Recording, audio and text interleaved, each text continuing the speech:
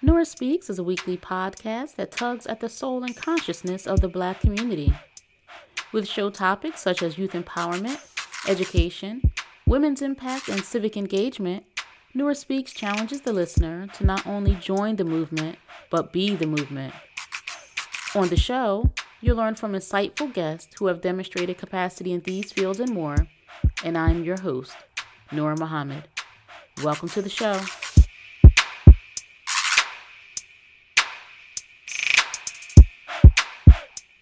Welcome to another episode of the Nora Speaks podcast, and I am your host, Nora Muhammad.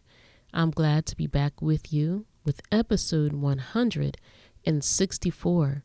I am happy to be here with you, but as you can hear, I am a little bit under the weather. However, the show must go on. The work must continue.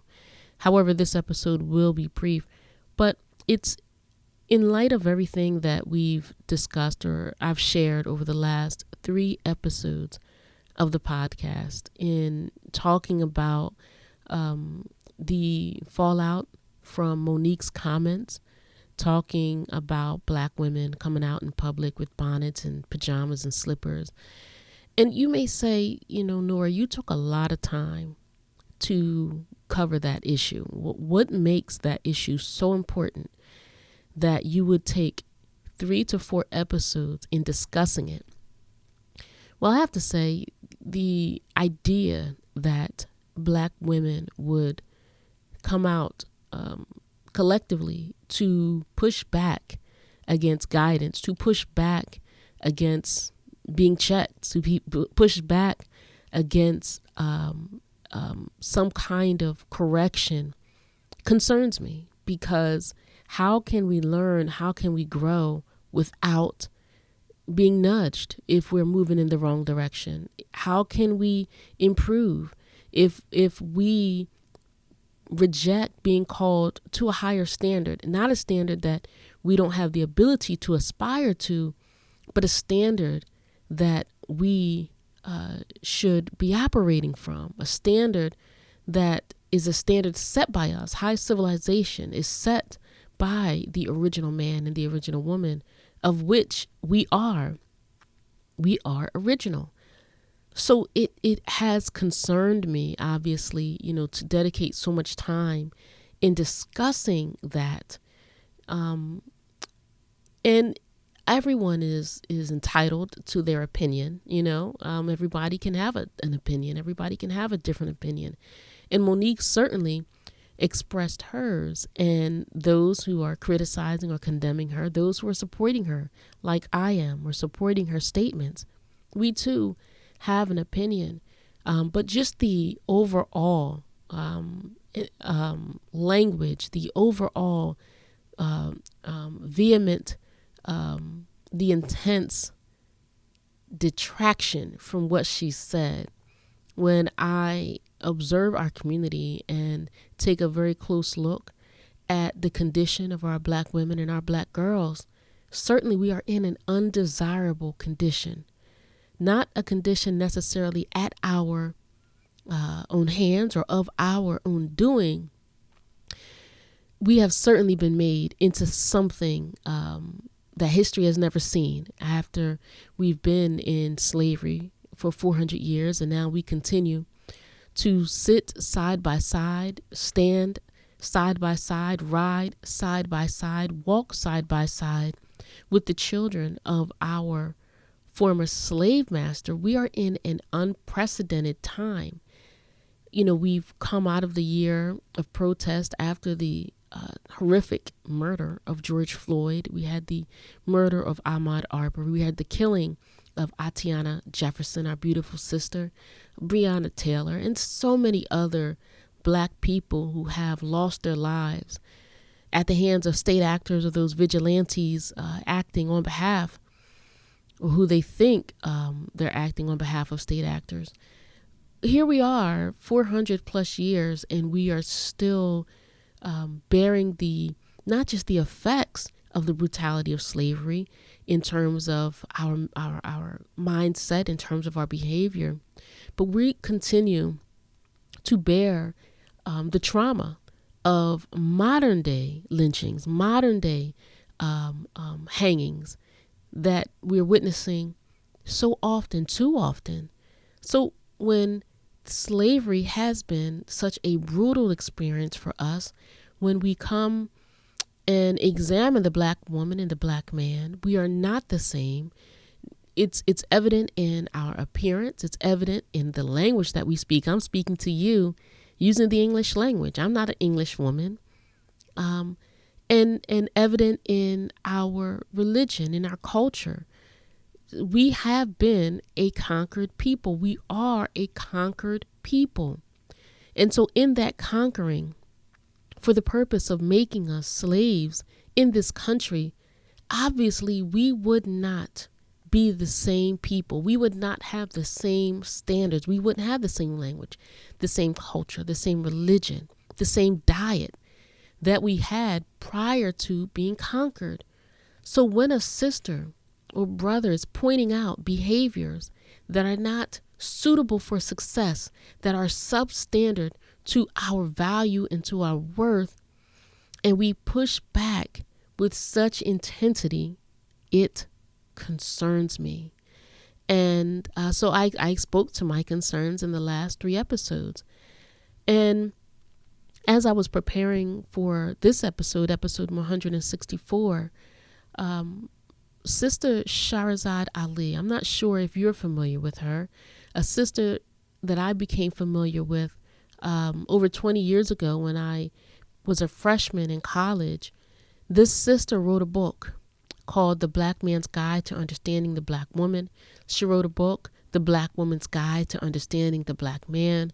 She wrote a book called How to Not Eat the Pig, because pork products are in so much of our foods, whether we know it or not, our cosmetics and household items. And during that time in the mid-90s, when Sister Sharazhad was on tour, I remember the kind of attack that she was under when she was calling black women to account in the 90s. And so I had the privilege of watching an interview that she gave recently. And as I'm watching this sister, almost 30 years later, echoing the same thing she's been echoing for 30 years, I thought of this word, standard bearer, that Sister Sharazhad has been a standard bearer for black women, for black men, for the black family. And she herself, as Monique was in recent weeks, had been attacked for her comments to black women. Sharazhad, Sister Sharazhad, also had come under attacks. Now, I'm not necessarily comparing the two. I wouldn't say that Monique is necessarily a standard bearer. She's a sister that brought us a timely message, a message I think is timely. Sister Sharazhad is a standard bearer. She's been standing up for the dignity and for the unity of the black family for quite some time. And so I thought about her as a standard bearer and the qualities that this sister possesses in bearing that standard. You know, a standard bearer is somebody who carries the standard. They're the person that's championing the idea of something. And for her, it's been black woman, let's do better. Black woman, let's clean up. And she specifies those areas in our lives where we are falling short. She specifies what we can and should do better to improve the outcomes, to improve our relationships with our man, to improve our relationships with each other as black women, to improve our relationship and standing in the world, and to improve our relationships with our children as mothers and aunts and role models. And I'm so grateful that, I've gotten to know quite a bit about this woman and everything that she stood for. I'm glad that at a very impressionable time in my life, I came across her and all that she's had been sharing so that I can be someone to do better when I didn't know better. I could be someone who could receive a tug or pull at my coattail when I didn't know better. And I continue to be guided by this sister who has such a timely message even 30 years later, she still carries that same message because she's a standard bearer. She is the champion of the idea that Black women are the mothers of civilization. And as such, we have a responsibility. As such, we have a role that we must carry out that we can't unless we have love and knowledge of ourselves, love and knowledge of our men, love and knowledge of those around us. And so I thought, what goes into being a standard bearer? And so I have to reflect on those traits that I see in this sister, Sharazhad Ali. And why am I sharing this with you? One, because I want you to know or learn about the sister. If you have not heard of Sister Sharazhad Ali, you can go on YouTube. In fact, maybe I'll include some YouTube clips in the show notes so that you can click those links and listen to what this sister has to say to us.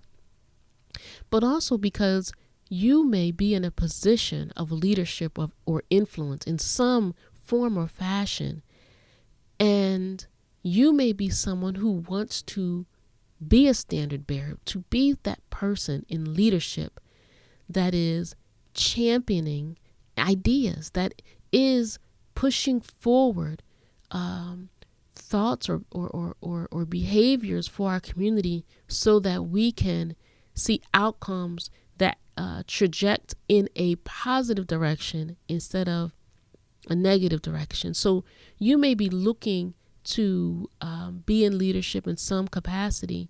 And so for you or me to want to stand in front of people but not bear the standard, that makes us weak, that makes our position weak, and that harms the people that we are trying to influence. And so again, a standard bearer is somebody who's carrying the standard, the person that is the champion of an idea. And before I go any further, I just want to share a quote that I heard. It's a proverb that I learned years ago that I think speaks so much to the foundation of a standard bearer, the foundation of a standard, and why it's so important for us to uphold the standards for our communities, the standards for our families. So this is the proverb. It goes like this. It is impossible to break the law. We only break ourselves against the law. I'll say that again. It is impossible to break the law. We only break ourselves against the law, right? So laws and standards and codes and rules, they are provided to us so that we can be successful, so that we can be safe, so that we can have prosperity and longevity. And, depending on who is the one setting your standards, you may not achieve prosperity. Depending on who is setting your rules, defining rules for you, you may not have longevity. You may not have success. For quite some time, we had someone setting standards for us, setting rules for us that is not interested in our success, is not interested in our freedom, is not interested in our unity, but in fact works actively against all of that. So we can't accept someone to set a standard for us who does not love us and who is self-serving and only taking from us what they can get to enrich themselves. But when you have someone setting standards and holding them up for us, who is of us, who loves us, and I'll say, the best standards that we can accept are the standards set by God in nature. And how do we know what those standards are? Is by studying nature. And a good deal of nature is recorded in scriptures. A good deal of nature you can observe just watching. So I'll give an example of a standard. There's a standard in the Bible that suggests that we shouldn't eat pork. Your doctor will set that standard for you when you go in because you have hypertension, because pork is a very unhealthy food. Now, a lot of people say, well, you don't eat it because you're Muslim. Well, I'll say Muslims don't eat it because it's a poisonous meat. Now, the standard is not to eat the meat.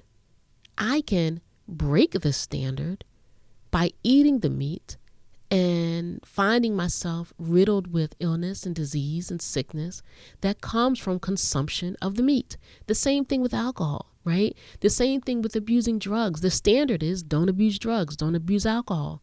However, I can break that, or excuse me, as I said, the proverb says you're not able to break the law. We break ourselves against the law.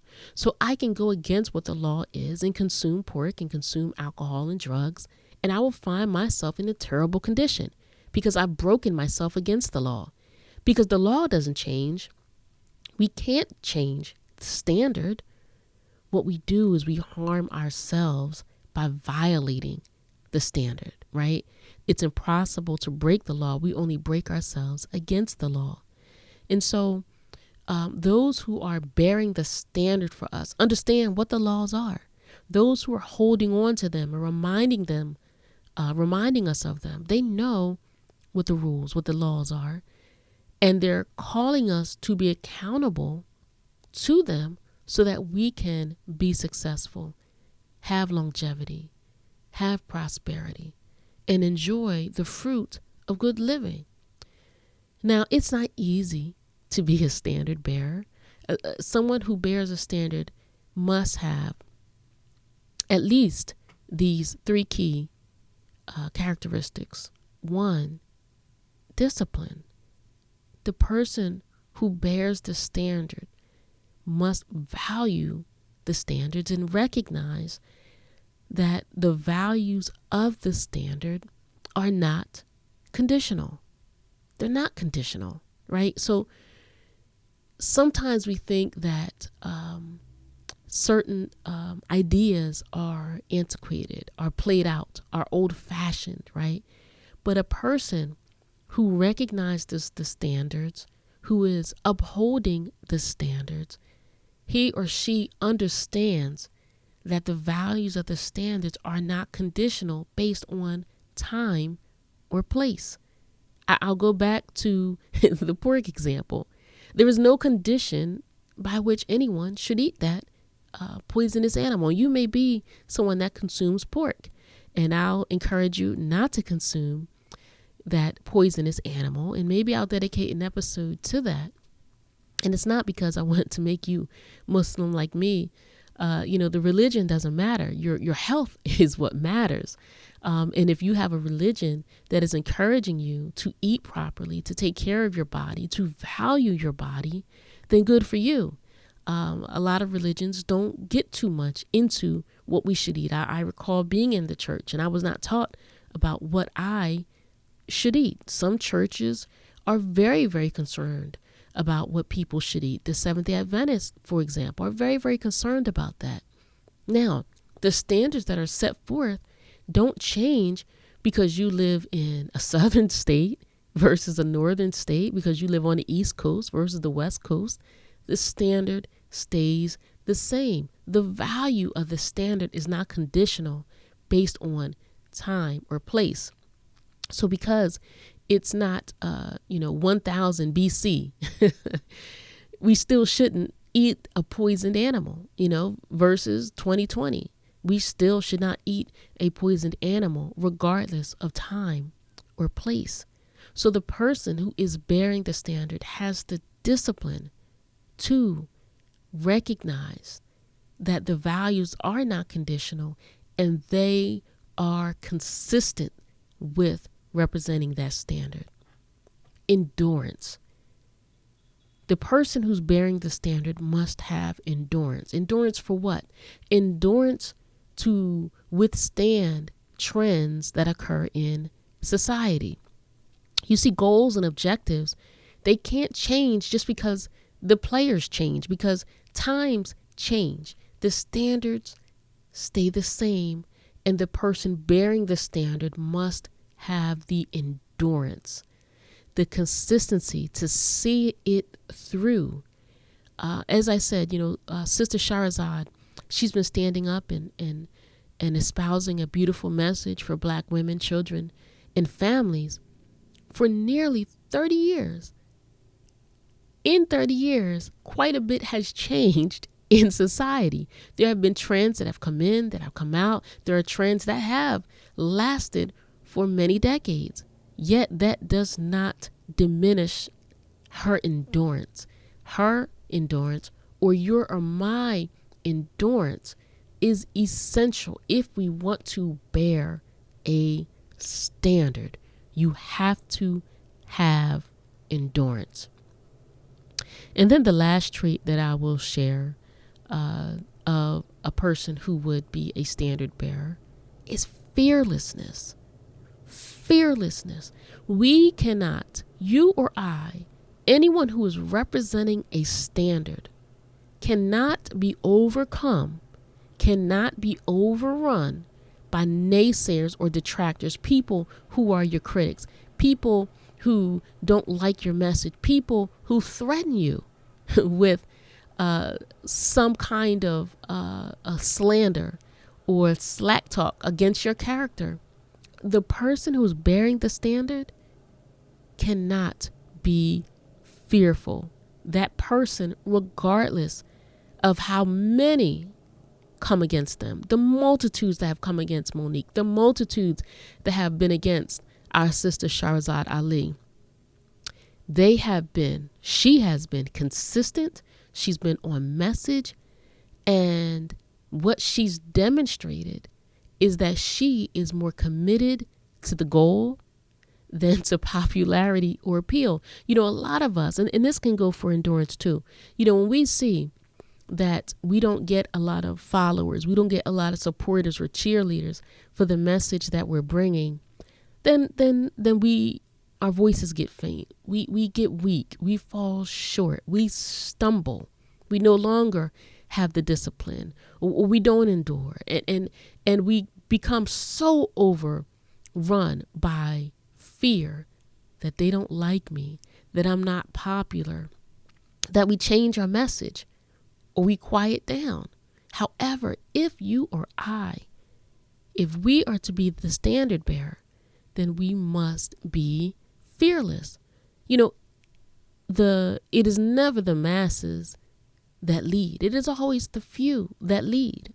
Always, in every society, in every time. Now, you and I cannot be deterred because we are not popular or more in multitude than our critics. What does the criticism have to do with the truth? What does the criticism have to do with the standard? What does the criticism have to do with the principle? Our society has become so much or largely unprincipled. Things just change. People change their ideas like they change their socks. And what is fashionable today is out of fashion tomorrow. However, standards do not change. And so, because we recognize, if we are intelligent, that the standards don't change, then we have to be those who are disciplined, who can endure, and who have no fear that we are not popular and that we will be criticized by the truth, by the message that we bring. It takes character, it takes integrity, it takes all of that.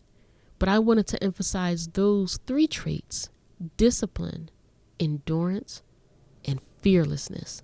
If any of us are going to stand up and represent the standard. Otherwise, we become susceptible to criticism. We become susceptible to changing trends, and we can become susceptible to our own laziness.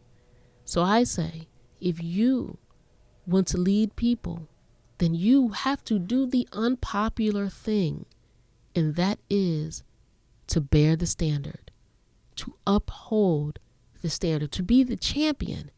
And you have to be disciplined. You have to endure. You have to be fearless. I cannot be faint at heart when we are upholding the standard. I want to thank you so much for listening to this episode of the Nora Speaks podcast. It is always, always a privilege and a pleasure to have your time. And those of you who are upholding the standard wherever you are, if you're in education, if you're in the ministry, if you're a mentor, if you're a mother, if you're a wife, if you're a husband, keep doing what you are doing. If you're a community leader, if you're a politician, hold on to the standard. It is not always going to be easy. It is not always going to be popular, but it will always be right. Thanks for listening to episode 164 of the Nora Speaks podcast. Until next time, stay in peace. Thank you for listening to another episode of the Nora Speaks podcast. Be on the lookout for a new episode coming at you fresh next week.